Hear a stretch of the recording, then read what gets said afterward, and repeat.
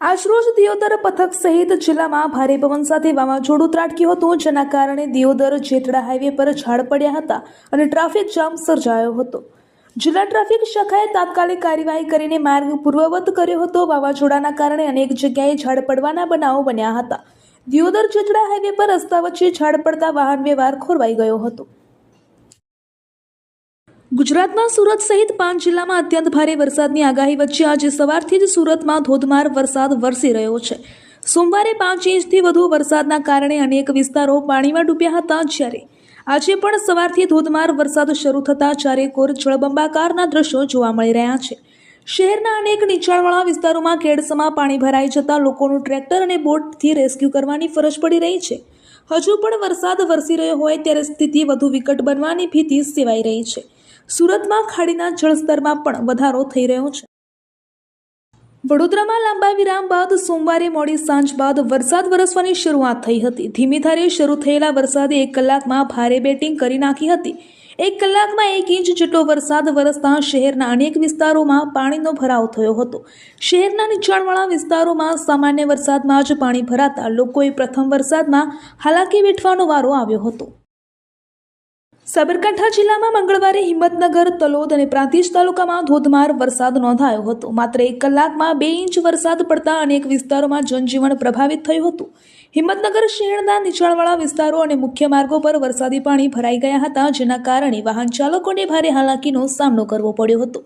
શહેરના ખેડ-તસિયા રોડ પર ભૂવો પડતા વાહન વ્યવહાર પ્રભાવિત થયો હતો. પોસ્ટ વિસ્તારના રસ્તાઓ પર પણ ભૂવા પડ્યા હતા, જેનાથી વાહન ચાલકોને મુશ્કેલી પડી હતી. બેરણા રોડ પર પણ અનેક સ્થળોએ ભૂવા પડ્યા હતા, જેમાં કેટલાક વાહનો ફસાઈ ગયા હતા. તાપી જિલ્લામાં છેલ્લા કેટલાય દિવસોથી સતત વરસી રહેલા ભારે વરસાદના કારણે જનજીવન પ્રભાવિત થયું છે. જિલ્લા પંચાયત હસ્તકના અંદાજે 28 ગ્રામ્ય માર્ગો સંપૂર્ણપણે બંધ થઈ ગયા છે, જેના લીધે વાહન ચાલકો અને સ્થાનિક ગ્રામજનોને ભારે હાલાકીનો સામનો કરવો પડી રહ્યો છે. ભારે વરસાદ અને પાણી ભરાવાને કારણે માર્ગો ધોવાઈ ગયા છે, જેના પરિણામે વાહન વ્યવહાર ખોરવાઈ ગયો છે. જિલ્લાના વિવિધ તાલુકાઓમાં બંધ થયેલા માર્ગોની વિગતો જોઈએ તો ડોલવણ તાલુકામાં સૌથી વધુ 11 માર્ગો બંધ થયા છે, જ્યારે વાલોડ તાલુકામાં 10 માર્ગો પર વાહન વ્યવહાર ઠપ થયો છે. આ ઉપરાંત વ્યારા તાલુકાના 4 અને સોનગઢ તાલુકાના 3 ગ્રામ્ય માર્ગો પણ બંધ હાલતમાં છે, જેનાથી કનેક્ટિવિટી તૂટી ગઈ છે. ભાવનગરના પાલીતાણા તાલુકામાં ગરાજીયા ગામે સિંહણે માલધારી યુવાનને પગની આંટી મારી જખડી લીધો હતો. સવારે 8 વાગ્યાના અરસામાં બનેલી આ ઘટનામાં મારણ છીનવાઈ જતા હિંસક બનેલી સિંહે માલધારી કાળુભાઈ પરમાર ઉપર હુમલો કર્યો હતો. આશરે 30 મિનિટ સુધી જીવન સટોસટીની બાજી બાદ માલધારીએ ધીરજપૂર્વક સિંહ ઉપર હાથ ફેરવી પોતાનો જીવ બચાવ્યો હતો. ત્યારબાદ સિંહ જંગલ વિસ્તારમાં ચાલ્યો ગયો હતો. વડોદરા શહેરના ફતેગંજ વિસ્તારમાં આવેલી કમાટીપુરા વિસ્તારમાં એક અત્યંત ચોંકાવનારી ઘટના સામે આવી છે. અહીં એક ખાનગી ઓફિસમાં સવારના સમયે પૂજા કરવા માટે અગરબત્તી સળગાવવામાં આવી હતી. આ દરમિયાન એક જોરદાર બ્લાસ્ટ થયો હતો. આ રહસ્યમય બ્લાસ્ટના કારણે ઓફિસમાં હાજર એક વ્યક્તિ ગંભીર રીતે દાઝી જતા તેને તાત્કાલિક સારવાર માટે હોસ્પિટલમાં ખસેડવામાં આવ્યો હતો. આ પ્રચંડ બ્લાસ્ટ એસીમાં થયો હોવાનું ફાયરે જણાવ્યું હતું.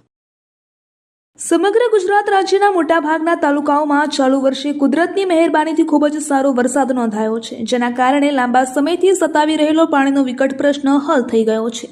આ સારી સ્થિતિના કારણે રાજ્યભરના ધરતીપુત્રો અને સામાન્ય નાગરિકોમાં ખુશીનો માહોલ જોવા મળી રહ્યો છે. આવી જ રીતે જૂનાગઢ જિલ્લાના માંગરોળ તાલુકામાં પણ શરૂઆતમાં સારો વરસાદ થતાં પાણીની અછતની વિકટ પરિસ્થિતિમાંથી મુક્તિ મળી હતી, જેનાથી સ્થાનિક ખેડૂતો ખુશહાલ થયા હતા. અમદાવાદના વાતાવરણમાં પલટો આવ્યો છે. આકાશમાં કાળા ડિબાંગ વાદળો છવાયા છે. અસારવા ખાતે કાળા ડિબાંગ વાદળો અને પવન ફૂંકાયો છે. અમદાવાદ શહેરમાં ગાજવીજ સાથે ધોધમાર વરસાદ શરૂ થયો છે. અત્યારે શાહપુરા વિસ્તારમાં તેમજ લાલ દરવાજા સહિતના અનેક વિસ્તારોમાં ધોધમાર વરસાદ વરસી રહ્યો છે. સમગ્ર વાતાવરણમાં અત્યારે ધુમ્મસ છવાઈ ગઈ છે. ધોધમાર વરસાદ વરસતા અત્યારે વાતાવરણમાં ઠંડક પ્રસરી ગઈ છે.